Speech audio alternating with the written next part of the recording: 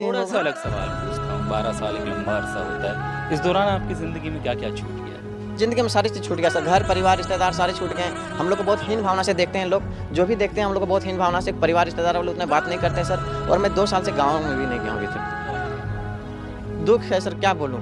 मैं अपने दुःख और पीड़ा को हम किसी के पास सामना नहीं कर सकता हूँ सर। बहुत संघर्ष से पढ़ा हूँ, ट्यूशन पढ़ा-पढ़ा के मैं 2012 से ट्यूशन पढ़ा-पढ़ा के अभी तक मैं पढ़ाई किया हूँ और मैं कुछ भी हासिल नहीं कर पाया। ये हैं विकास कुमार और ये पिछले 12 सालों से एसएससी सीजीएल की प्रिपरेशन कर रहे हैं और इन्होंने इन 12 सालों में 3 सब्जेक्ट से पोस्ट ग्रेजुएट, बीएड, सीटेट और नेट जैसे एग्ज़ाम को भी क्वालिफाई किया है। इसके बाद भी ये बस एक छोटी सी गवर्नमेंट जॉब के लिए अभी तक भटक रहे हैं। मैं आपको बता दूं, ये झारखंड के धनबाद से बिलोंग करते हैं, लेकिन ये 12 सालों से रांची में ही रहकर पढ़ाई कर रहे हैं। बस एक छोटे से 6 बाई 6 के कमरे में रहकर ये दिन में ज़ोमैटो के लिए वर्क करते हैं और रात में ट्यूशन पढ़ाते हैं। क्योंकि ये एक लोअर मिडिल क्लास फैमिली से बिलोंग करते हैं, तो इनकी फाइनेंशियल सिचुएशन भी उतनी अच्छी है नहीं कि इनके पेरेंट्स इनको पूरी तरह से सपोर्ट कर सके और इन्हें पैसा भेज सके बार-बार इन्हें पढ़ने के लिए। तो ये पढ़ने के लिए खुद ही कमाते हैं और खुद ही पढ़ाई भी करते हैं। जब एंकर ने उनसे और डीप में पूछा, तो उन्होंने बताया कि इन 12 सालों में उनकी लाइफ पूरी बदल चुकी है। मैंने बहुत मेहनत किया, मेहनत के साथ मैंने क्या नहीं सैक्रिफाइस किया, मैं 2 साल से घर भी नहीं गया हूँ आज तक। मेरे घर वाले भी बोलते हैं कब आओगे कब आओगे? क्योंकि मुझे डर लगता है कि घर जाऊँगा, कुछ पैसे नहीं देंगे, मैं यहाँ पर ट्यूशन वगैरह पढ़ा के कुछ मज़दूरी करके मैं अभी तक लगातार संघर्षरत हूँ। गवर्नमेंट जॉब की प्रिपरेशन ने उन्हें इस तरह बर्बाद कर दिया है कि वो एक दलदल में फंस चुके हैं, जहाँ से वो ना तो बाहर निकल पा रहे हैं और ना ही उसका कोई सॉल्यूशन उन्हें मिल रहा है। विकास जब 19 साल के थे तब उन्होंने गवर्नमेंट जॉब की प्रिपरेशन स्टार्ट की थी और अब वो 30 साल के हो चुके हैं, लेकिन अभी तक उन्हें एक भी सरकारी नौकरी नहीं मिली। अब आप सोच रहे होंगे कि इसमें कौन सी बड़ी बात है। हो सकता है विकास ने इन 12 सालों में अच्छे से प्रिपरेशन नहीं की होगी या फिर विकास पढ़ने में ही वीक होगी, लेकिन ऐसा बिल्कुल नहीं है। विकास एक बहुत सिंसियर स्टूडेंट है। इनफैक्ट विकास के 10th और 12th में बहुत अच्छे मार्क्स थे और विकास ने जितनी भी अभी तक गवर्नमेंट एग्जाम दी है उसमें से मोस्ट ऑफ एग्जाम में वो पास ही हुए थे। अब आप बोलोगे तो फिर पास हुए तो उन्हें जॉब क्यों नहीं मिली? इसका एक सबसे बड़ा रीजन है the failure in process of exam conduction.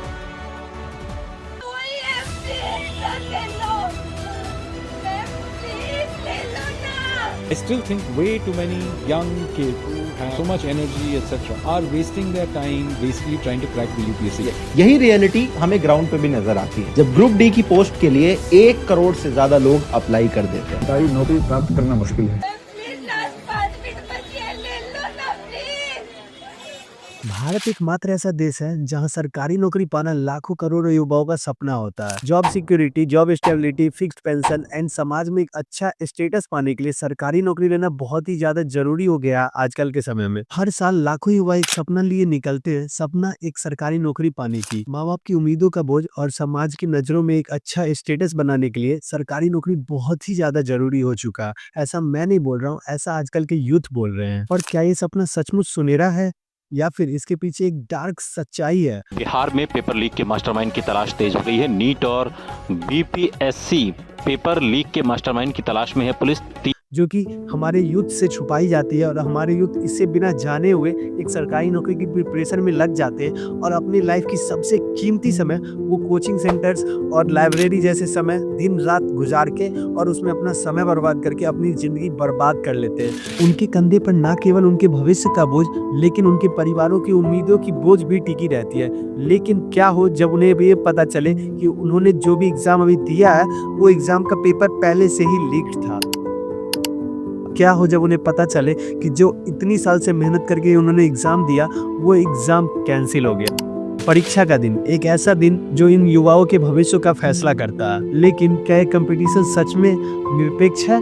क्या इसमें कोई भी फ्रॉड या फिर कोई भी चीटिंग नहीं होती है? इसकी गारंटी कौन लेगा? लड़के प्रश्न पत्र लेकर बाहर आ गए और कहने लगे कि पेपर लीक हो गया है। कह रहे थे कि पेपर मिला ही नहीं, कह रहे थे पेपर दिया भी हमने तो ओएमआर ही नहीं जमा किया। क्या हर मेहनती छात्र को उसकी प्रतिभा के अकॉर्डिंग उसे जॉब मिल रहा है या नहीं मिल रहा? कौन इसका जवाब देगा? अक्सर इस सिस्टम में हमें कुछ ना कुछ भ्रष्टाचार और कुछ ना कुछ ऐसी चीजें देखने को मिल ही जाती है जिनसे प्रूफ होता है कि जो भी युवा इतना मेहनत इतना स्ट्रगल कर रहे हैं उनका मेहनत सिर्फ और सिर्फ ये धांधली भ्रष्टाचार इस सब चीज़ों की वजह से बर्बाद हो रहा है। कभी पेपर लीक हो जाती है, कभी एग्जाम्स कैंसिल हो जाते हैं और कभी वैकेंसीज आती ही नहीं है। और जब वैकेंसी आती है तो एक पोस्ट पे कभी 1000, कभी 10,000 और कभी 1 लाख तक बच्चे कम्पिटिट करते हैं। और वैकेंसी कितनी होती है? 10, 15, 20 हज़ार, 2000 बस। और बच्चे कितने होते हैं? 10 लाख।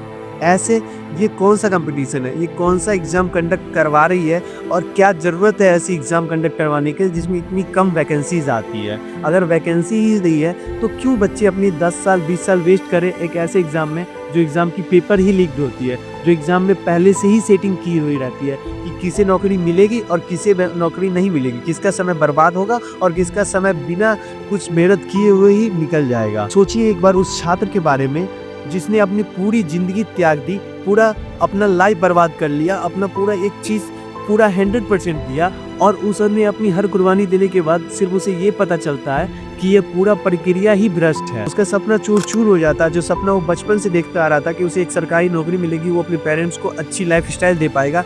लेकिन ये सब एक भ्रष्टाचार, ये सब एक पेपर लीक की वजह से बस खत्म हो जाता है। और क्या जो लोग इन परीक्षाओं को पास भी कर लेते हैं उन्हें सुनहरा भविष्य मिलता है, या फिर वो पास करने के बाद भी उस ट्रैप में ही फंसे रह जाते हैं, उस मिडिल क्लास ट्रैप में? क्योंकि मैंने जहाँ तक देखा है जितने भी सरकारी जॉब करते हैं वो बस इसी चीज़ में फंसे रहते हैं, अपना होम लोन, अपना कार लोन और बस एक मिडिल क्लास ट्रैप में ही फंसे रह जाते हैं।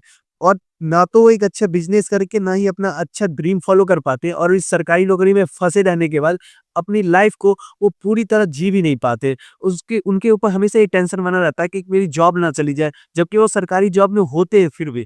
तो इससे बेहतर वो एक प्राइवेट जॉब ही क्यों ना कर ले, और ये इतना जो टाइम अपना वेस्ट कर रहे हैं उससे अच्छा वो एक अच्छा स्टार्टअप कर ले। अब यहाँ पे मैं एक और चीज़ आपको समझाना चाह रहा हूँ कि मैं आपको ये नहीं बोल रहा हूँ कि आप सरकारी नौकरी प्रिपरेशन नहीं करो। मैं आपको बस ये समझा रहा हूँ कि इसके डिमेरिट्स क्या हैं और ये क्यों मेरे लिए अच्छा नहीं है और ये क्यों कुछ लोगों के लिए अच्छा नहीं हो सकता। क्योंकि बहुत सारे ऐसे भी लोग हैं जो जबरदस्ती किसी के प्रेशर में आके ये कर रहे हैं। मैं उनके लिए वीडियो बना रहा हूँ। मैं आपको ये डिमोटिवेट करने के लिए बिल्कुल भी नहीं बोल रहा हूँ। मैं आपको ये इसलिए बता रहा हूँ क्योंकि कुछ ऐसे भी लोग हैं जो इन सब भीड़ से साइड हट के अपने स्किल पे फोकस करते हैं, अपने माइंडसेट पे फोकस करते हैं, जो अपना ड्रीम्स है उसको फॉलो करते हैं। एंड जो भी आदमी अपने ड्रीम्स को फॉलो करता है ना, वही कुछ ना कुछ कर सकता है। अगर आपका ड्रीम है कि मुझे सरकारी ही नौकरी लेनी है और उसके अलावा मैं कुछ और कर ही नहीं सकता हूँ, तब आप वही करो, फिर आपको कोई नहीं रोक सकता। लेकिन अगर आप प्रेशर में आके कर रहे हो, फिर वो काम मत करो, क्योंकि प्रेशर में आके अगर आप करोगे तो आपका ना तो दिल लगेगा उसमें और ना आपका मन लगेगा और वो काम होगा ही नहीं। आप थोड़ा-सा मैं बोलूँगा कि स्किल पे ध्यान दो। स्किल यानी कि कुछ भी एक अलग चीज़ सीखो जो में आपको बचपन से इंटरेस्ट हो। अगर आपको ड्राइंग में इंटरेस्ट है तो कुछ ऐसा ट्राई करो जो किसी ने नहीं किया हो। तभी आप कुछ एक्स्ट्रा ऑर्डिनरी कर सकते हो, तभी आप एक हाई लेवल पे पहुँच सकते हो। ऐसे एक नॉर्मल ज़िंदगी, एक मिडिल क्लास ज़िंदगी जीनी है तो फिर आप वही सरकारी नौकरी में पड़े रह सकते हो, इसमें कोई दिक्कत नहीं। मैं ऐसा इसलिए कह रहा हूँ क्योंकि अभी इंडिया से बाहर जितने भी लोग हैं वो जब इंडिया में आते हैं तो ये यही सवाल पूछते हैं कि क्या सरकारी नौकरी के पीछे भागने से देश का भला होगा, यूथ का भला होगा या किसका भला होगा?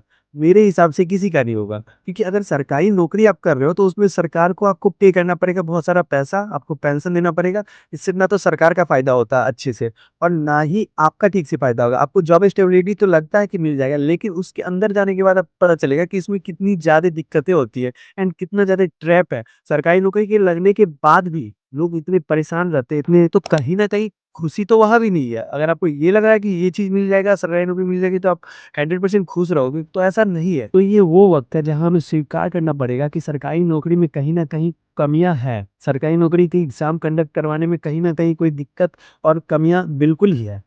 लेकिन उन कमियों को सुधार भी हमें ही करना पड़ेगा। हमें ही कुछ ऐसी चीज़ें करनी पड़ेगी जिसकी वजह से ये ठीक हो। अब वो क्या हो सकती है वो आपको डिसाइड करना होगा। आप कैसे या तो इससे साइड हट के या फिर इसमें कुछ अच्छा ऐसा कर लो जिसमें आप ये चेंज ला सकते हो। हमें एक ऐसा सिस्टम बनाना पड़ेगा जहाँ पे सच में एजुकेशन को एक प्रायोरिटी दिया जाए, ना कि आप बोल सके हो सिर्फ़ और सिर्फ़ रट्टा मारने वाली चीज़ों को प्रायोरिटी दिया जाए। क्योंकि मैं जहाँ तक जानता हूँ सरकारी नौकरी में बस रट्टा मारने वाले लोगों का ही ज़्यादातर सिलेक्शन होता है। अंटिल वो एक आईएएस ऑफिसर की तैयारी कर रहे हैं। क्योंकि बहुत सारे ऐसे चीज़ मैंने देखी आईएएस ऑफिसर वाले में भी मैं गलत बोल रहा हूँ, वहाँ पे भी मैं देखता हूँ सिर्फ़ और सिर्फ़ हिस्ट्री रटे जा रहे हैं, रटे जा रहे हैं। मैं बताऊँ, मुझे क्यों नहीं पसंद आते सरकारी नौकरी क्योंकि भाई जो चीज़ आपको ईज़िली गूगल पे मिल जाएगा एक क्लिक में, वो चीज़ रटने की क्या ज़रूरत है? तो पानीपत का युद्ध क्यों ही याद करेगा? मुझे पता है कि पानीपत की 3 युद्ध हुई थी, इसमें ये जीता था, मुझे पता है, अब मैं क्या करूँ उसका? बहुत सारे लोग बोलेंगे कि नहीं हिस्ट्री का यूज़ होता है, हिस्ट्री से हमें ये सीखने को मिलता है कि पास्ट में जो गलतियाँ की वो दोबारा ना हो। चल भाई ठीक है, वो दूसरे तरीके से भी तो सीख सकते हैं, उसको रटने की क्या ज़रूरत है? तो ये दिक्कत है सरकारी नौकरी की प्रिपरेशन और सरकारी नौकरी की जो एग्ज़ाम कंडक्शन का जो प्रोसेस है उसमें, मैं उस पे सवाल कर रहा हूँ। मैं ये नहीं बोल रहा हूँ कि आप मत करो, अगर आप कर रहे हो तो बहुत ही बेहतरीन है, आप करो।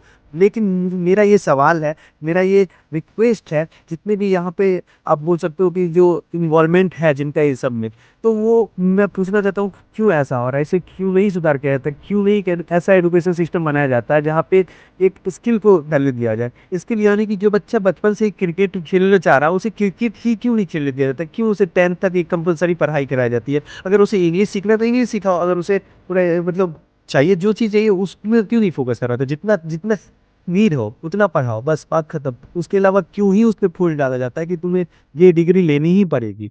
मेरे ये चीज़ ये समझ नहीं आती। और एक और चीज़ है कि अगर एजुकेशन सिस्टम ऐसा है तो मतलब इसको चेंज क्यों इतना टाइम लग रहा है कि अभी आप देखो एक दुकान है, वो या फिर एक आप कोई भी एग्ज़ाम्पल लो, वो 10 साल, 20 साल, 100 साल के बाद बदलता है। लेकिन आप अगर एजुकेशन का एग्ज़ाम्पल लो तो 100 साल पहले भी ऐसी ही पढ़ाई चलती थी, ऐसे ही बुक्स रहते थे और अभी भी वैसे ही है। ऐसा क्यों? ये क्यों नहीं चेंज हो रहा है पढ़ाई का लेवल, एक सिस्टम क्यों नहीं चेंज हो रहा? ये सवाल मेरा है सभी लोगों से। तो ये कहानी का अंत नहीं है, ये एक शुरुआत है। शुरुआत एक बेहतरीन भविष्य की तलाश की। हर जगह युवाओं की क्षमता के अनुसार ही उनको बढ़ने का मौका मिलना चाहिए और बिना किसी अंधेरे के साए के साथ उन्हें एक उजाला मिलना चाहिए जहाँ पे वो फ़ोकस कर पाएँ, अपनी असली मंजिल को समझ पाएँ, अपनी असली गोल को समझ पाएँ और उनका फ़ोकस करें। लास्ट में मैं एक ही चीज़ बोलना चाहूँगा, सरकारी नौकरी एक रास्ता है, मंजिल नहीं। अगर ये रास्ता अंधेरा हो जाए